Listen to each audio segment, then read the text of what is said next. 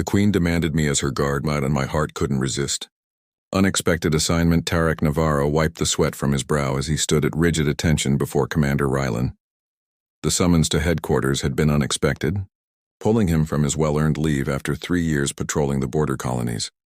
"The Celestial Kingdom has specifically requested you," Commander Rylan said, sliding a datapad across the desk. "Princess Ilara Zinvex requires a personal guardian following recent security breaches in the palace." "Me? For a royal assignment?" Tarek's dark eyes narrowed with suspicion. "There are dozens of peacekeepers with diplomatic training better suited for—" "Your combat record speaks for itself, Navarro. And the princess specifically requested someone who hasn't been immersed in Nixian politics." The commander's expression softened slightly. "Consider it a compliment. Your reputation has reached royal ears." 24 hours later, Tarek found himself descending through the lavender atmosphere of Nyx, the gleaming spires of the capital rising to meet his transport. The city was a marvel of crystal and living architecture, buildings that seemed to pulse with internal light. The palace attendant who greeted him was tall and willowy with 6 fingers on each hand, typical of the Nixian people. "Her Highness awaits in the Eastern Pavilion. You will speak only when addressed directly." The Eastern Pavilion turned out to be a vast garden dome, filled with phosphorescent flowers that illuminated the space in gentle, shifting colors. Tarek followed a winding path until he reached a clearing where a solitary figure stood gazing at a fountain of silver liquid. Princess Ilara Zinvex turned slowly, her movement graceful and deliberate. Her skin was a deep, rich purple that seemed to capture and reflect the ambient light. Silver markings traced delicate patterns across her temples and down her neck, disappearing beneath the high collar of her flowing robe.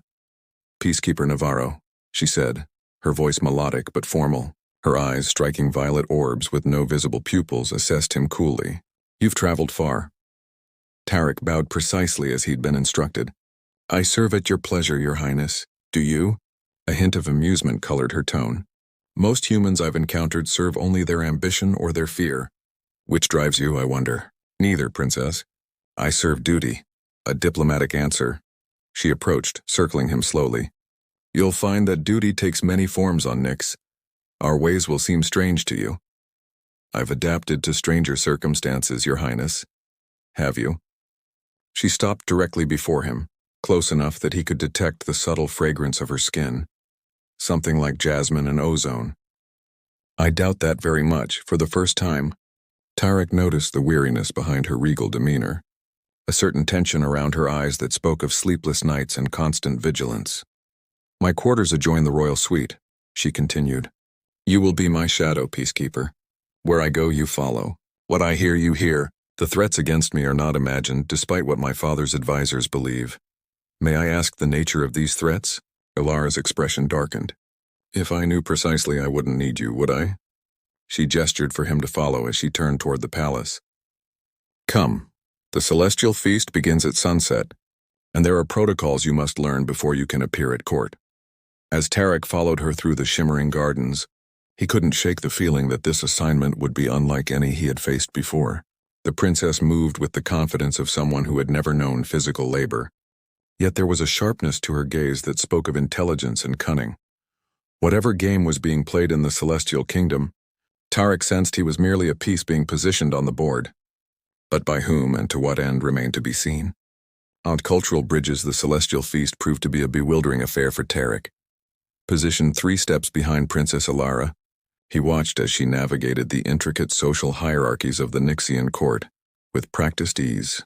Nobles with elaborate silver markings denoting their lineage bowed and simpered, their 6-fingered hands making ritual gestures that Tarek struggled to interpret. "The left hand touches to the forehead signify deference," whispered Mila, a palace attendant assigned to help Tarek adjust. "But notice how Lord Vextor's 3rd finger is slightly curved? He's subtly challenging her authority." Tarek's eyes narrowed. "And the princess allows such disrespect? She cannot acknowledge it openly without causing a diplomatic incident. His family controls the northern mineral deposits." For 3 weeks, Tarek observed this delicate dance of power. By day, he stood guard as Ilara attended councils and audiences. By night, he patrolled the perimeter of her private chambers, learning every alcove and hidden passage of the ancient palace. It was during the 4th week that the routine changed. Tarek was completing his evening security sweep when Alara's voice called from within her study. Peacekeeper Navarro, enter.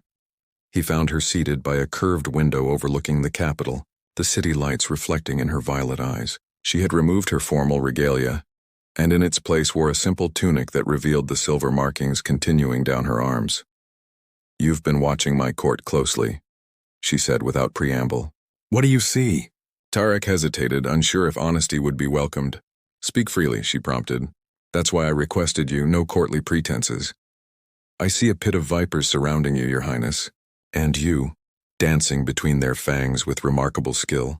A smile, the first genuine one he had seen, curved her purple lips. An apt metaphor, please sit. Reluctantly, he took the indicated chair opposite her. Up close, in the private setting, he noticed details he had missed before. The subtle texture of her skin, like polished amethyst, and the way her silver markings seemed to pulse faintly with her heartbeat. Tell me of Earth, she said, pouring a luminescent liquid into 2 crystal glasses, not the diplomatic version. Tell me of your home. The question caught him off guard. I grew up in New Madrid, a coastal city rebuilt after the floods. It's chaotic compared to your world. Less elegant, perhaps, but vibrant. And your family? My father was a dock worker. My mother taught literature at the community center. He accepted the offered drink cautiously. Neither approved of military service, but options were limited for someone of my background. Yet you rose through the ranks. Alara sipped her drink, studying him. That requires more than mere duty. The evening stretched on, their conversation flowing from his past to her restricted upbringing in the palace.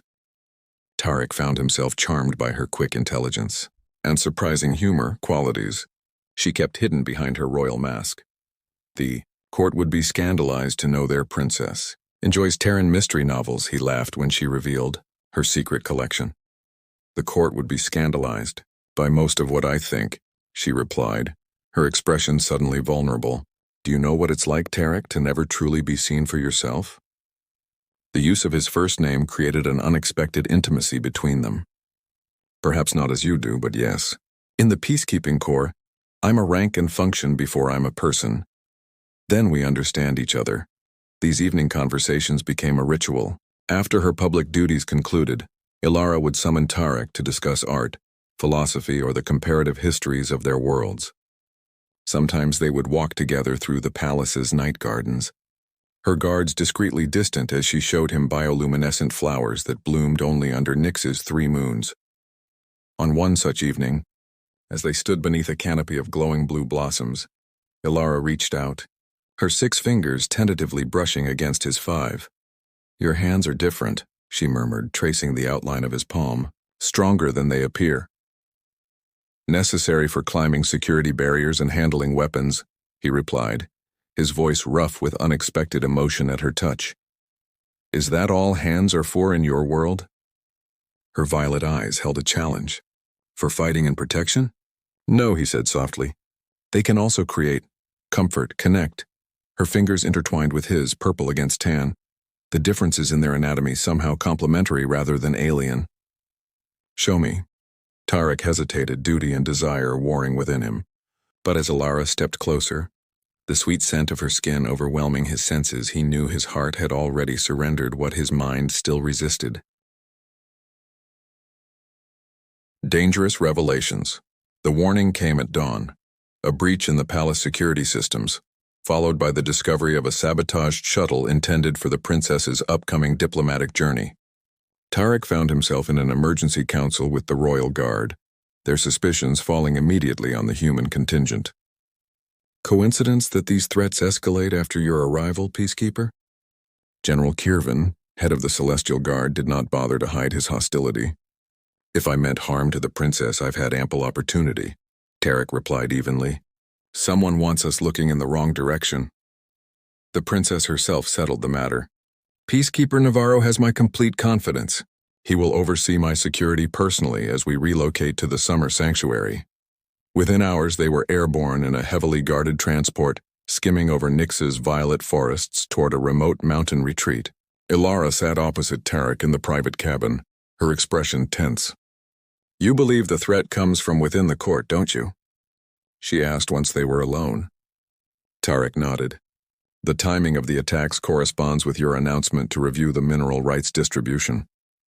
Lord Vextor stands to lose considerably if my reforms pass." She sighed, the weight of her position momentarily visible in the slump of her shoulders. "I never wanted this power, you know. My sister was to be heir, but her illness. You carry the burden well." Her laugh was bitter. "Do I? The court sees a cold, calculating princess. They don't know I wake screaming from nightmares, terrified I'll fail my people." The admission of vulnerability touched something deep in Tarek's heart. Without thinking, he moved to sit beside her, taking her hand in his. "I see you, Ilara," he said softly. "Not the princess, not the heir, you." The transport shuddered suddenly, alarms blaring as the craft lurched to one side. Tarek instinctively shielded Ilara with his body as the pilot's voice crackled over the comm system. "Navigation systems compromised. Brace for emergency landing." The next moments were chaos. The screech of tearing metal, the disorienting spin as the transport plummeted through the tree canopy. Tarek held Ilara tightly as they crashed, the impact knocking both unconscious. He woke to smoke and silence. The cabin was tilted at an angle, emergency lights casting an eerie red glow. Ilara lay still in his arms, a trickle of silvery blood from a cut on her forehead. "Ilara," he whispered urgently, relief flooding him when her violet eyes fluttered open. "The others?" she asked, wincing as she tried to sit up. A quick check revealed the grim truth. Their security detail and pilots hadn't survived the crash. They were alone, stranded in the wilderness of Nyx with whoever had sabotaged their transport potentially in pursuit. "We need to move," Tarek said, gathering emergency supplies from the wreckage. "The sanctuary is still a day's journey on foot, but there's an outpost marked on the navigation system that we might reach by nightfall." The forests of Nyx were unlike anything on Earth. Massive phosphorescent fungi served as trees, their canopies connecting in vast networks that glowed with internal light. Strange creatures skittered in the underbrush, curious about the intruders in their domain. As they hiked through the alien landscape, Ilara revealed a strength Tarek hadn't anticipated. Despite her sheltered upbringing, she matched his pace without complaint even as the terrain grew treacherous. "My tutors would be pleased," she said with grim humor as she helped him cross a ravine. All those tedious survival courses they insisted upon finally proved useful. By dusk, exhaustion and the growing cold forced them to seek shelter in a cave formed by the twisted roots of a massive fungal tree. Tarek built a small fire while Ilara examined their limited rations. "We've been set up," she said quietly, settling beside him. "The navigation sabotaged the precise location of the crash. This was meticulously planned by someone with intimate knowledge of your security protocols." Tarek agreed. "When we reach the sanctuary." "If we reach the sanctuary," she corrected. "Let's not pretend our situation isn't dire, Tarek." In the flickering firelight with silver markings gleaming against her purple skin, she looked both alien and achingly beautiful. The isolation, the shared danger, the weeks of growing connection, all coalesced into a moment of crystalline clarity for Tarek. "I won't let anything happen to you," he promised, his voice rough with emotion. "Not just because it's my duty, but because I—" He stopped, the words dangerous to voice. Ilara moved closer, her hand rising to touch his face. "Because you what?" "Because I care for you," he admitted. "Far more than I should." "And if I told you the feeling was mutual?" Her violet eyes held his, vulnerable yet determined. "If I told you that for the first time in my life I feel seen and understood when I'm with you?" The last barriers between them crumbled as Tarek drew her into his arms. Their kiss began tentatively, the first exploration of different anatomies, different worlds, then deepened into something urgent and primal. Her skin was warmer than he expected, silky beneath his fingertips as he traced the silver patterns down her neck, her shoulders. "This changes everything," he whispered against her lips. "Or perhaps on," she replied, guiding his hands to the fastenings of her garments. "It simply reveals what was already true." In the isolation of the forest, with danger surrounding them and the future uncertain, they surrendered to the connection that had been building since their first meeting. Two beings from different worlds, finding in each other something neither had known was missing. Forbidden passion dawn broke through the canopy of luminescent fungi, casting prismatic light across the cave where Tarek and Ilara lay entwined. Tarek woke first, momentarily disoriented until his eyes fell on the purple-skinned princess nestled against his chest. The events of the previous night rushed back, her silver markings glowing beneath his touch. The surprising heat of her skin against his whispered confessions in the darkness. "You're thinking too loudly," Ilara murmured without opening her eyes. Her 6 fingers traced lazy patterns across his chest. "About the consequences of what we've done," he admitted. "The political implications alone." She silenced him with a kiss. "For once in my life, I don't want to think about politics or duty." Her violet eyes finally opened, meeting his with newfound intimacy. "Last night was the first time I've ever felt truly free." Reality intruded as a distant mechanical sound echoed through the forest. Search vessels. Friend or foe, they couldn't be certain. They reached the sanctuary by midday, a fortified compound built into the side of an ancient meteorite crater.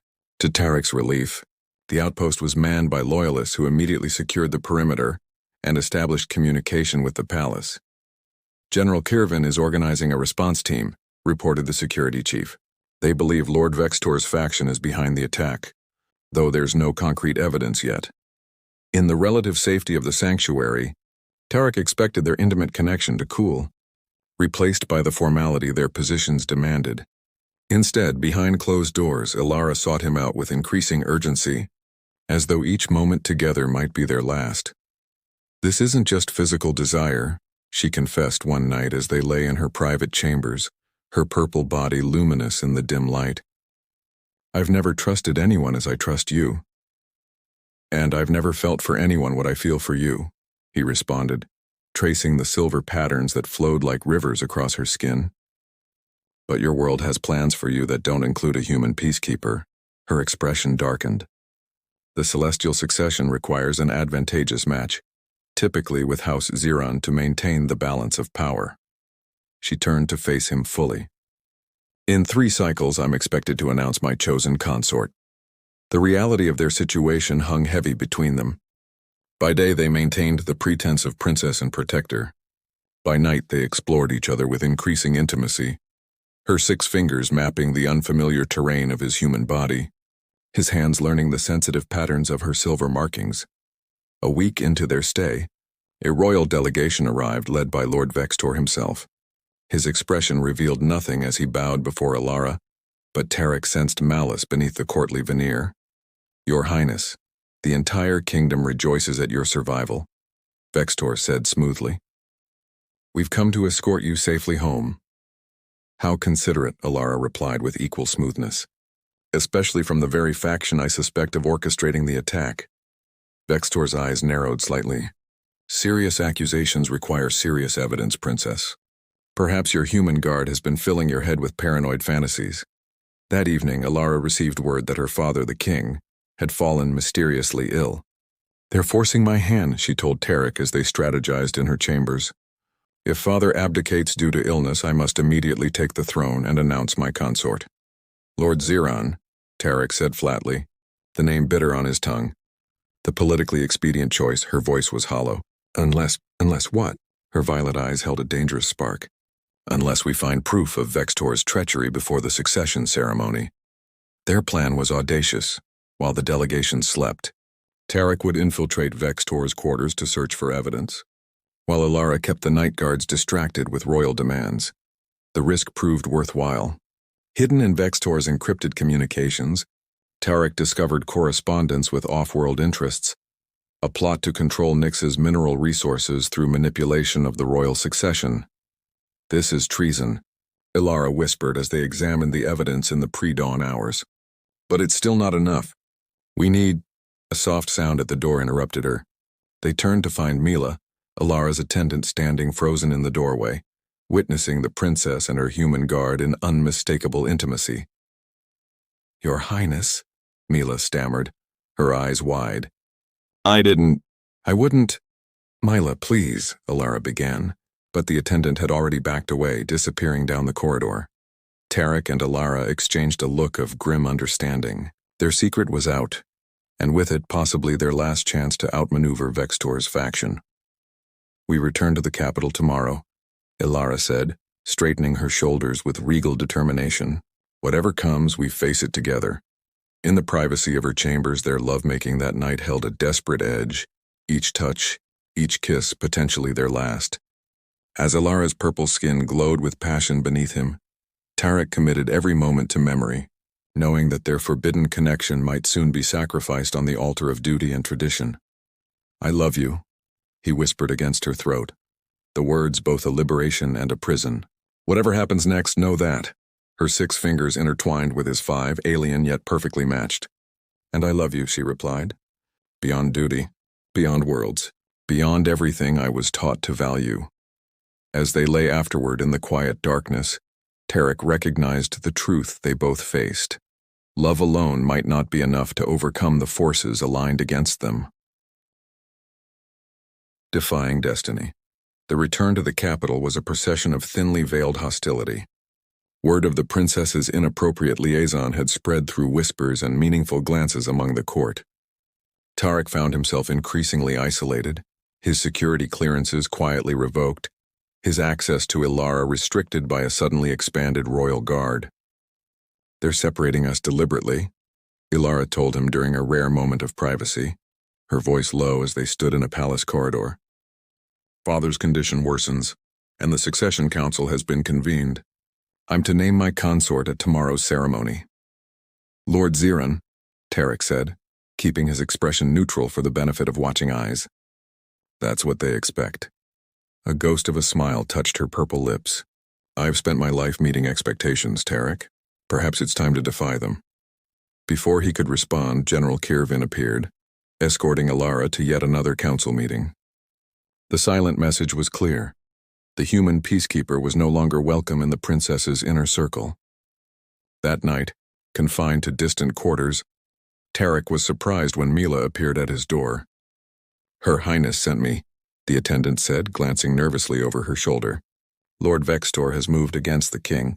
The royal physician believes he's been slowly poisoned. The evidence we found is being presented to the council now," Mila confirmed. "But Vextor's influence runs deep. The princess requests your presence at the succession ceremony." She pressed a small crystal into his hand. "This will grant you access to the Great Hall." The celestial throne room was a marvel of Nixian architecture, soaring crystalline arches capturing and amplifying light until it seemed the very air glowed. Nobles from every province filled the chamber, their silver-marked purple skin creating a sea of shifting color as they murmured among themselves. Tarek slipped in through a service entrance, the crystal token allowing him to bypass security. He positioned himself near a column where he could observe without drawing immediate attention. A hush fell as trumpets announced Ilara's arrival. She entered in full ceremonial regalia, her purple skin adorned with additional silver markings of state, her flowing robes capturing and refracting light with every movement. Behind her walked Lord Ziran, his expression smug, and Lord Vextor, whose eyes constantly scanned the crowd. The High Chancellor stepped forward. "Today, Princess Ilara Zinvex claims her birthright as heir to the celestial throne of Nyx. As is tradition, she will name her chosen consort, who will rule at her side when she ascends." Ilara stepped forward, her violet eyes sweeping the assembly until they found Tarek's. For a heartbeat, their gazes locked. "Before I name my consort," she said, her voice clear and carrying, "I must address a matter of grave importance." She gestured, and royal guards brought forward a bound and struggling figure, her father's personal physician. "This man has confessed to poisoning the king on the orders of Lord Vextor, in exchange for wealth and position." Gasps echoed through the chamber. Vextor's face contorted with fury. "Lies. This human has corrupted your mind, princess. Guards, seize." "The evidence has been verified by 3 independent truth-seers," Ilara continued implacably, "as have the communications planning, the attack on my transport, and the agreement with off-world mining consortiums to sell Nyx's resources once Lord Vextor controlled the throne through his influence over my politically expedient marriage." The chamber erupted in chaos. Vextor, seeing his plans crumble, lunged toward Ilara with a concealed weapon. Tarek moved without thinking, crossing the distance between them in seconds. The blade meant for the princess sliced across his arm instead as he tackled Vextor to the ground. Guards swarmed forward, securing the traitor and his known associates. Through the commotion, Alara knelt beside Tarek, heedless of the silver blood from his wound staining her ceremonial robes. "Always protecting me," she murmured, her 6 fingers gently examining his injury. "It's still my duty," he replied with a pained smile. "And is it still just duty that drives you?" The High Chancellor approached, his expression grave. "Your Highness, the ceremony must continue. The people need stability, a named consort, especially in light of these revelations." Alara helped Tarek to his feet, then turned to face the assembly. Against protocol, she kept her hand firmly in his as she addressed the stunned nobility. "People of Nyx, today we have uncovered treachery in our highest circles, treachery that would have sold our world's future for personal gain." Her voice strengthened. "It reveals the danger of clinging to traditions that no longer serve us. The alliance marriages, the closed circle of succession, these have not protected us but made us vulnerable to manipulation." Murmurs rose from the crowd as Alara continued. "I will take the celestial throne as is my birthright, but I reject the requirement to name a consort from the noble houses." She raised her joined hand with Tarek's. "If I am to rule, I will do so with someone I trust absolutely. Someone who has proven his loyalty and love not through bloodlines, but through actions." The chamber exploded in outrage. Lord Ziran stepped forward, his face contorted with indignation. "This is unprecedented. A human cannot sit on the celestial throne. Our laws were written by our ancestors, not our gods," Ilara replied calmly. "And our ancestors never foresaw a universe where Nyx would join the Galactic Alliance, where our people would need bridges to other worlds rather than walls around our own." She turned to Tarek, her violet eyes holding a question. "This is not how I would have chosen to ask, but circumstances force my hand. Will you stand with me, Tarek Navarro? Not as my guard, but as my equal? Not out of duty, but out of love."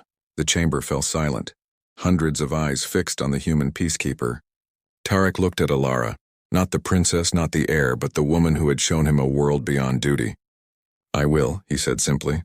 "Not for power or position, but because loving you has taught me that the greatest duty is to truth. And the truth is, our worlds are stronger together than apart." The High Chancellor looked between them, centuries of tradition warring with the undeniable reality before him. Finally, he sighed. "The princess's choice is unorthodox, but these are unorthodox times." In the days that followed, the palace buzzed with unprecedented activity. King Thalkara began recovering once the poison was identified and treatment administered. Vextor and his conspirators faced royal justice. And throughout the capital, debates raged about the princess's shocking choice. "Many still oppose us," Ilara acknowledged as she and Tarek stood on a palace balcony overlooking the city. "The noble houses, the traditionalists, they'll resist change at every turn." "And others support us," Tarek reminded her, gesturing to the streets below where humans and Nyxians now mingled openly, inspired by their example. "Change never comes easily, but that doesn't make it wrong." She turned to him, her purple skin luminous in the light of Nyx's setting sun, silver markings pulsing gently with her heartbeat. "We have a difficult path ahead. But we walk it together," he said, his 5 fingers intertwining with her 6. "That makes all the difference." Their kiss, witnessed by the first stars appearing in the violet sky, sealed a promise that transcended worlds, a connection forged in duty, tempered by danger, and ultimately transformed by love into something neither of their civilizations had imagined possible. In the royal chambers that night, as purple skin pressed against tan, as alien and human joined in now familiar passion, they created their own tradition, one that honored difference rather than feared it, one that found strength in vulnerability rather than power. "I never expected you," Ilara whispered as they lay together afterward, the capital glittering below their windows. "The best parts of life are rarely what we expect," Tarek replied, tracing the silver patterns that now seemed as familiar as his own heartbeat. "They're what we have the courage to embrace when they appear." As Nyx's 3 moons rose over the celestial kingdom, their light illuminated 2 figures from different worlds who had defied destiny to create their own, proving that the greatest adventures begin not when we follow the paths laid before us, but when we dare to forge new ones together.